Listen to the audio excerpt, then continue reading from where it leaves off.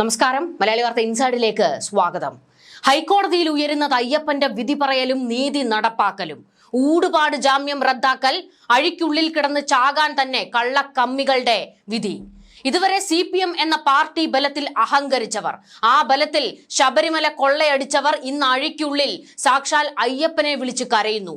ഈ കാരാഗൃഹവാസത്തിൽ നിന്ന് രക്ഷിക്കണേ പൊന്നയ്യപ്പ എന്ന് മാപ്പിരക്കുന്നു. സെല്ലിനുള്ളിൽ പരസ്പരം തലയിൽ കൈവച്ച് പ്രാഗി പത്മകുമാറും വാസുവും. പത്മകുമാർ കൊല്ലം പ്രത്യേക വിജിലൻസ് കോടതിയിൽ കൊടുത്ത ജാമ്യാപേക്ഷ തള്ളിയ വിവരമറിഞ്ഞ് പൊട്ടിച്ചിരിക്കുകയായിരുന്നു വാസു. കിട്ടിയാൽ എല്ലാവരും ഒരുപോലെ ജാമ്യം കിട്ടണം, അല്ലെങ്കിൽ ഒരുത്തനും കിട്ടരുത്. ആ ഒരു ലൈനിലാണ് വാസു ഇപ്പോൾ. പപ്പൻ അങ്ങനെ തലയൂരാമെന്ന് കരുതണ്ട എന്ന് പിറുപിറുക്കുകയാണ് വാസു. പപ്പനെന്നല്ല, ഒരുത്തനും ജാമ്യം കിട്ടാൻ പോകുന്നില്ല. കഴിഞ്ഞ ദിവസം വാസുവിന്റെ ജാമ്യാപേക്ഷ കോടതി കീറി എറിയുകയായിരുന്നു. മാറാ രോഗമാണെന്ന് പറഞ്ഞിട്ടും കോടതിയുടെ മനസ്സലിഞ്ഞില്ല.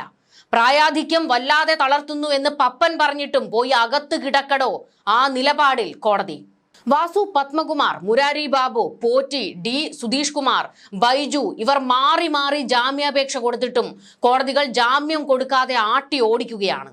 അതായത് ഈ കേസിൽ ഹൈക്കോടതി നേരിട്ടാണ് ഇറങ്ങിയിരിക്കുന്നത്. അതുകൊണ്ട് കീഴ്ക്കോടതികൾ ജാമ്യാപേക്ഷ തിരിഞ്ഞു നോക്കുന്നതേയില്ല. പ്രതികൾക്ക് കൊള്ളയിൽ പങ്കുണ്ടെന്ന് കോടതിക്ക് ബോധ്യപ്പെട്ടിട്ടുണ്ട്. ജാമ്യം കൊടുത്താൽ പുറത്തിറങ്ങി ഇവർ കേസ് അട്ടിമറിക്കും. ആയ കാലത്ത് അയ്യപ്പന്റെ മുതല് കൊള്ളയടിച്ച് ആ കാശിന് വിലസി ഇപ്പോൾ പ്രായാധിക്യം, രോഗം എന്നൊക്കെ പറഞ്ഞ് ജാമ്യം വേണമെന്ന് കരഞ്ഞാൽ കോടതിയുടെ മനസ്സലിയുമെന്നാണോ? കൊള്ളക്കാരെ മുഴുവൻ നിയമത്തിന് മുന്നിലെത്തിക്കുമെന്ന് വിശ്വാസികൾക്ക് ഹൈക്കോടതി കൊടുത്ത ഉറപ്പാണ്.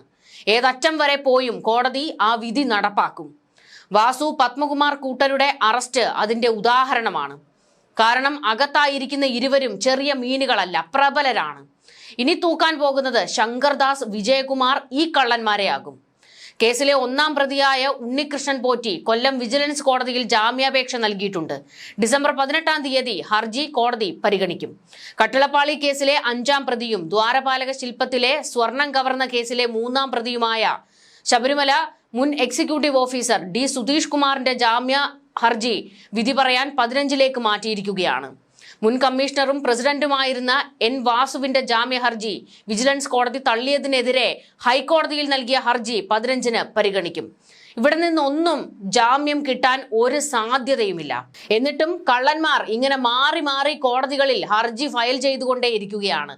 അഥവാ ബിരിയാണി കൊടുത്താലോ എന്ന ഒരു ചിന്തയാണ് ഈ കാട്ടുകള്ളന്മാർക്കുള്ളത്. പത്മകുമാർ ഊരിപ്പോകാതിരിക്കാൻ കടുത്ത മൊഴിയാണ് വാസു SITക്ക് കൊടുത്തത്. വാസു ഊരിപ്പോരാതിരിക്കാൻ ഊരാക്കുടുക്ക് മൊഴി പത്മകുമാറും SITക്ക് കൊടുത്തു. പരസ്പരം പാര പണിഞ്ഞു കുഴി തോണ്ടിക്കൊണ്ടിരിക്കുകയാണ് ഇരുവരും. ഇവന്മാർ ഒരുമിച്ച് നിന്നാലല്ലേ എന്തെങ്കിലും ചെയ്യാൻ കഴിയൂ എന്ന് പാർട്ടിയുടെ രോദനം. തന്നെ കുടുക്കി വാസുവിനെ രക്ഷിക്കാനാണ് പാർട്ടി പ്ലാൻ ഇടുന്നതെന്ന് പത്മകുമാർ വിശ്വസിക്കുന്നു. എന്നെ കുടുക്കി പത്മകുമാറിനെ രക്ഷിക്കാനാണ് പാർട്ടി പ്ലാൻ ഇടുന്നതെന്ന് വാസു സംശയിക്കുന്നു. സെല്ലിൽ നിലതെറ്റി കഴിയുന്ന കൂട്ടർ വെളിവ് കെട്ട് വല്ലതും വിളിച്ചു പറയുമോ, ആ പേടി പിണറായിക്കും. ഇരുവരെയും നിരീക്ഷിക്കാൻ ചാരന്മാരെയൊക്കെ സെറ്റാക്കിയിരിക്കുകയാണ്. ഇതൊന്നും പോരാഞ്ഞ് പത്മകുമാറിനും വാസുവിനും അവരുടെ ചാരന്മാരും ജയിലിനുള്ളിലുണ്ട്. അതുകൊണ്ടാണ് അപ്പോൾ ഓരോ വിവരങ്ങളും ഇവരുടെ ചെവിയിലേക്ക് എത്തുന്നത്.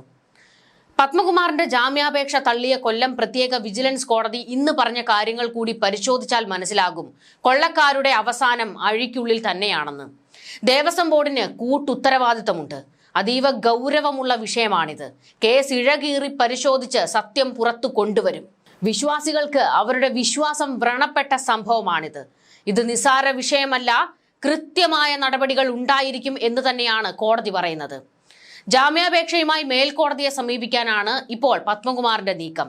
1 മാസത്തോളമായി ജുഡീഷ്യൽ കസ്റ്റഡിയിലാണ് പത്മകുമാർ ഉള്ളത്. മേൽക്കോടതിയിൽ പോയാലും അവിടെയും തിരിച്ചടി ഉണ്ടാകും എന്നാണ് വിവരങ്ങൾ പുറത്തു വരുന്നത്. ഇവിടെ നമ്മൾ കാണേണ്ട ഏറ്റവും പ്രധാനപ്പെട്ട ഒരു വസ്തുതയുണ്ട്. അതായത് SIT അന്വേഷണം നടത്തി അവർ സ്വമേധയാ ഇവരെ ഒന്നും അറസ്റ്റ് ചെയ്തതല്ല. അതായത് വാസുവിനെയും പത്മകുമാറിനെയും മുരാരി ബാബുവിനെയും പോറ്റിയെയും ഒക്കെ സ്വന്തം ഇഷ്ടപ്രകാരം SIT അങ്ങ് കസ്റ്റഡിയിലെടുത്തതല്ല. എല്ലാ വിവരങ്ങളും ഹൈക്കോടതിയെ ധരിപ്പിച്ച് കോടതിയുടെ ഉത്തരവനുസരിച്ചാണ് കാട്ടുകള്ളന്മാരെ എല്ലാം തൂക്കിയത്. കൊല്ലം വിജിലൻസ് കോടതിയെ സമീപിച്ച മുരാരി ബാബുവിനും KS ബൈജുവിനും N വാസുവിനും കോടതി ജാമ്യം നൽകിയിരുന്നില്ല. ഇപ്പോൾ പത്മകുമാറിന്റെയും റദ്ദാക്കി. ഇതോടെ മേൽക്കോടതികളിലേക്ക് പോകാൻ ഇവർ നീക്കം നടത്തുമ്പോൾ കൊടികെട്ടിയ വക്കീലന്മാരെ ഇറക്കാനാണ് നീക്കം ഒരു വഴിക്കൂടെ നടക്കുന്നത്. അതായത് പത്മകുമാറും വാസുവും അവരുടെ മുഴുവൻ സമ്പത്തും തൊലച്ചിട്ടാണെങ്കിലും കേസ് നടത്താൻ തയ്യാറായിരിക്കുകയാണ്. എങ്ങനെയെങ്കിലും ഈ ജയിലിൽ നിന്നൊന്ന് പുറത്തേക്കിറങ്ങിയാൽ മതി എന്ന് തലയിൽ കൈവയ്ക്കുകയാണ് ഈ കൂട്ടരെല്ലാം. കൊള്ളയടിക്കാൻ പോകുമ്പോൾ ഓർക്കണം, ദൈവത്തിന്റെ സമ്പത്ത് വരെ കൊള്ളയടിച്ച് തിന്നുന്നവരെ എന്താണ് വിളിക്കേണ്ടത്? ഉളുപ്പില്ലാത്ത, ലവലേശം ഉളുപ്പില്ലാത്ത ഇമ്മാതിരി കാട്ടുകള്ളന്മാരെ തൂക്കി അകത്തിടുക തന്നെയാണ് വേണ്ടത്. പുറം ലോകം ഇനി കാണരുത്. സ്വർണ്ണക്കൊള്ള പത്മകുമാറിന്റെ അറിവോടെയാണെന്ന് പ്രത്യേക അന്വേഷണ സംഘത്തിന്റെ കണ്ടെത്തലിന് പിന്നാലെയായിരുന്നു ഈ അറസ്റ്റുകൾ. സ്പോൺസർ ഉണ്ണികൃഷ്ണൻ പോറ്റിക്ക് പത്മകുമാർ എല്ലാ ഒത്താശയും നൽകിയിട്ടുണ്ട്. പത്മകുമാറിന്റെ നിർദ്ദേശത്തിലാണ് മഹസറിൽ ചെമ്പ് തകിടുകൾ എന്ന് രേഖപ്പെടുത്തിയത്. ഉണ്ണികൃഷ്ണൻ പോറ്റിയും പത്മകുമാറും തമ്മിൽ സാമ്പത്തിക ഇടപാടുകൾ നടന്നിരുന്നുവെന്ന് SIT കണ്ടെത്തിയിരുന്നു. പത്മകുമാറിന്റെ വീട്ടിൽ വെച്ച് ഉണ്ണികൃഷ്ണൻ പോറ്റിയുമായി ചേർന്ന് ഗൂഢാലോചനകൾ നടന്നുവെന്ന നിഗമനത്തിലും SIT എത്തിയിരുന്നു. അതായത് പത്മകുമാറിന്റെയും വാസുവിന്റെയും കടകംപള്ളി സുരേന്ദ്രന്റെയും ഒക്കെ വീടുകളിൽ ഈ പോറ്റി ചെന്നിട്ടുണ്ട്. അത്ര അടുപ്പമില്ലാതെ ഇങ്ങനെ ആ വീടുകളിൽ കയറി ഇറങ്ങി നിരങ്ങില്ലല്ലോ പോറ്റി. കോടതി ഇടപെടലിലാണ് പപ്പേട്ടനും വാസുവും ഒക്കെ തൂങ്ങുന്നത്. അതുകൊണ്ട് ഊരിപ്പോകുക അത്ര എളുപ്പമൊന്നുമല്ല. പ്രായമായി, വയ്യ, ഇളവ് തരണം എന്നൊക്കെ കരഞ്ഞിട്ടൊന്നും ഇനി ഒരു കാര്യവും ഉണ്ടാകാൻ പോകുന്നില്ല. ഇതുവരെ ഇവർക്കങ്ങ് ഓവർ കോൺഫിഡൻസ് ആയിരുന്നു. അതായത് പാർട്ടി രക്ഷിക്കും എന്നുള്ള ഓവർ കോൺഫിഡൻസ്. എന്നാൽ പാർട്ടി തിരിഞ്ഞുപോലും ഇപ്പോൾ ഈ കാട്ടുകള്ളന്മാരെ നോക്കുന്നില്ല. ഇവരെ ഇടനില നിർത്തിയാണ് ശബരിമലയിൽ കൊള്ള നടത്തിയിരിക്കുന്നത്. ആ കൊള്ള നടത്തിയ വമ്പൻ തലയാണ് പുറത്തേക്ക് വരേണ്ടത്. മറ്റുള്ളവരെ ഒഴിവാക്കി തന്നെ മാത്രം കുറ്റക്കാരനാക്കുന്നതിലെ എതിർപ്പ് പത്മകുമാറിന്റെ ജാമ്യ ഹർജിയിൽ എടുത്തു പറയുന്നുണ്ട്. അതായത് കൂട്ടത്തോടെ പ്ലാൻ ഇട്ട് നടത്തിയ കൊള്ളയാണെന്ന് പത്മകുമാർ തന്നെ സമ്മതിച്ചു കൊടുക്കുകയാണ്. കൂടുതൽ കുടയുന്നതോടെ പല പേരും പത്മകുമാർ തന്നെ വിളിച്ചു കൂവും. ഈ പേടിയിലാണ് CPM ഇപ്പോൾ വെന്തുരുകുന്നത്. പ്രതിപക്ഷമാകട്ടെ ഇപ്പോൾ സടകുടഞ്ഞെഴുന്നേറ്റ് ശബരിമല ഒരു വജ്രായുധമാക്കി മാറ്റിയിരിക്കുകയാണ്. കഴിഞ്ഞ ദിവസം വരെ ഗർഭത്തിൽ തൂങ്ങിക്കിടന്ന പ്രതിപക്ഷമാണ് ശബരിമല അതിശക്തമായി ഇപ്പോൾ ഉയർത്തി കാണിക്കുന്നത്. അതായത് അണികൾ വലിയ രീതിയിൽ മുറവിളി കൂട്ടി, നിങ്ങൾ ഈ ഗർഭം ഒന്ന് മാറ്റിവെച്ചിട്ട് ശബരിമല ഏറ്റെടുക്കൂ എന്ന്. ഇതോടുകൂടിയാണ് പ്രതിപക്ഷത്തിന് വെളിവുണ്ടായത്.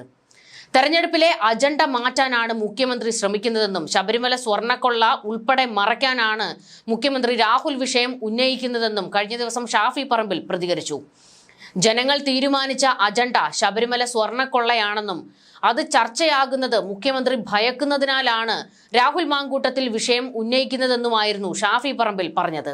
രാഹുൽ മാങ്കൂട്ടത്തിലിൻ്റെതിന് സമാനമായ പരാതികൾ CPM-ലുമുണ്ട്. മുഖ്യമന്ത്രി എന്താണ് എന്നിട്ട് ചെയ്തത്? മുഖ്യമന്ത്രി ഇടത്തും വലത്തും മുന്നിലും പിന്നിലും നോക്കണം. എന്നിട്ട് വേണം കോൺഗ്രസിനെ ഇക്കാര്യത്തിൽ ഉപദേശിക്കാൻ. പത്മകുമാറിനെതിരെ പാർട്ടി എന്ത് നടപടിയാണ് സ്വീകരിച്ചതെന്നും ഷാഫി പറമ്പിൽ വെട്ടിത്തുറന്ന് ചോദിച്ചു. ശബരിമല സ്വർണ്ണക്കൊള്ള ചർച്ചയാകുന്നതിനെ ഇരട്ടച്ചങ്കൻ നിന്നങ്ങ് ഭയപ്പെടുകയാണ്. ഞങ്ങൾ ആ ചോദ്യം ചോദിച്ചുകൊണ്ടേയിരിക്കുമെന്ന് ഷാഫി പറമ്പിൽ പറഞ്ഞത്. ഇത് മാത്രമല്ല, ശബരിമല സ്വർണ്ണക്കൊള്ള ലോക്സഭയിൽ ഉന്നയിച്ചിരിക്കുകയാണ് കോൺഗ്രസ് MP-മാർ. ഹൈബി ഈഡനും KC വേണുഗോപാലുമാണ് ശബരിമല സ്വർണ്ണക്കൊള്ള വിഷയം ശൂന്യവേളയിൽ ലോക്സഭയിൽ ഉന്നയിച്ചത്. കൊള്ളയിൽ അന്വേഷണം നടത്തുന്ന SIT സംഘത്തെ നിയന്ത്രിക്കാൻ സംസ്ഥാന സർക്കാർ ശ്രമിക്കുകയാണെന്ന് വേണുഗോപാൽ ആരോപിച്ചു. ശബരിമലയിലെ സ്വർണം വീണ്ടെടുക്കാനുള്ള നടപടികൾ വേണം. പല പ്രമുഖരും ഇപ്പോഴും മറയ്ക്ക് പുറത്താണ്.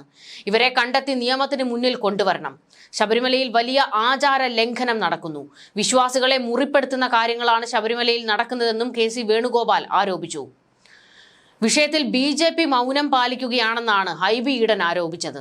BJPയുടെ മൗനം ദുരൂഹമാണെന്നും ഇത് CPM BJP കൂട്ടുകച്ചവടത്തിന്റെ സൂചനയാണെന്നും ഹൈബി ഈഡൻ വെട്ടിത്തുറന്ന് പറഞ്ഞു. CPM MLA ആയിരുന്ന പത്മകുമാർ ഇപ്പോൾ ജയിലിലാണ്. CPM നേതാവായ വാസുവും ജയിലിലാണ്. സ്വർണം കൊള്ളയടിക്കുന്ന പരിപാടിയാണ് ശബരിമലയിൽ നടക്കുന്നതെന്നും ഹൈബി ഈഡൻ പറഞ്ഞു. അതായത് പ്രതിപക്ഷം ഇപ്പോൾ ഈ വിഷയം അതിശക്തമായി ഏറ്റെടുക്കുകയാണ്. സർക്കാരിന് അവിടെയാണ് അടിപതർന്നത്. ഇതുവരെ ഇവർ രാഹുൽ മാങ്കൂട്ടത്തിൽ വിഷയം പറഞ്ഞ് പ്രതിപക്ഷത്തെ അടിച്ചിരുത്തുകയായിരുന്നു. എന്നാൽ ഇപ്പോൾ പ്രതിപക്ഷമാകട്ടെ രാഹുലിനെ ഞങ്ങൾ പുറത്താക്കി എന്ന് പറഞ്ഞുകൊണ്ട് ഇനി നമ്മൾക്ക് ശബരിമലയെക്കുറിച്ച് സംസാരിക്കാം എന്നുള്ള ഒരു കൃത്യമായ നിലപാടുമായി രംഗത്തേക്ക് വരുമ്പോൾ സർക്കാരിനും CPM-നും വായിലെ പിരിവെട്ടുകയാണ്. എങ്ങനെയെങ്കിലും ചാനലുകളിൽ ശബരിമല നിറയാതിരിക്കാനുള്ള പല വഴികളാണ് CPM നോക്കുന്നത്. അതിനിടയിലും ശബരിമല വിടാതെ പിന്തുടരുകയാണ്. ഇത് മാത്രമല്ല, മുഖ്യമന്ത്രി പിണറായി വിജയൻ ഇപ്പോൾ വലിയ പേടിയിലാണെന്നും അയ്യപ്പ കോപം തനിക്കും തന്റെ കുടുംബത്തിനും കൂടിയിട്ടുണ്ടോ എന്നുള്ള സംശയത്തിൽ നിലവിട്ട് പെരുമാറുകയാണ് പിണറായി വിജയൻ എന്നും ഈ കോൺഗ്രസിന്റെ സൈബർ ഗ്രൂപ്പുകളിൽ പല വാദങ്ങളും ചർച്ചകളുമാണ് ഉയരുന്നത്. അങ്ങനെയൊന്നും ഈ കാട്ടുകള്ളന്മാരെ അയ്യപ്പൻ വിടില്ല എന്നും കൊള്ളയ്ക്ക് കൂട്ടുനിന്ന എല്ലാവരെയും അതിന്റെ ബുദ്ധി കേന്ദ്രത്തെയും അയ്യപ്പൻ തന്നെ പുറത്തേക്ക് കൊണ്ടുവരുമെന്നും പ്രതിപക്ഷവും പറയുന്നു. എന്തായാലും ശബരിമല വിഷയത്തിൽ വീണ്ടും നീറിപ്പുകയുകയാണ് സർക്കാരും CPM-ഉം. CPM-നാകട്ടെ പത്മകുമാർ ഉൾപ്പെട്ട CPM-കാർ അകത്തായതിൽ എന്ത് മറുപടി ജനങ്ങളോട് പറയും എന്നുള്ളതിൽ വേവലാതി പിടിച്ചിരിക്കുകയാണ്. തദ്ദേശ തെരഞ്ഞെടുപ്പിൽ സ്ഥാനാർത്ഥികൾ വോട്ടും ചോദിച്ച് ചെന്നപ്പോഴും ശബരിമല പലരും ഉയർത്തിവിട്ടിരുന്നു. എന്നാൽ വാർത്തകളിൽ രാഹുൽ മാങ്കൂട്ടത്തിലിനെ നിറച്ച് തൽക്കാലം ഒന്ന് തടി തപ്പി എന്നുള്ളതല്ലാതെ പൂർണ്ണമായും ശബരിമലയിൽ നിന്ന് ഒന്ന് കരകയറാൻ CPM-നും സർക്കാരിനും കഴിഞ്ഞിട്ടില്ല. വരും ദിവസങ്ങൾ അത് സർക്കാരിനെ സംബന്ധിച്ചിടത്തോളം നിർണായകമാണ്. SIT അടുത്ത അറസ്റ്റുകളിലേക്ക് കടക്കാൻ പോകുകയാണ്. ന്യൂസ് ഡെസ്ക് മലയാളി വാർത്ത ഇൻസൈഡ്.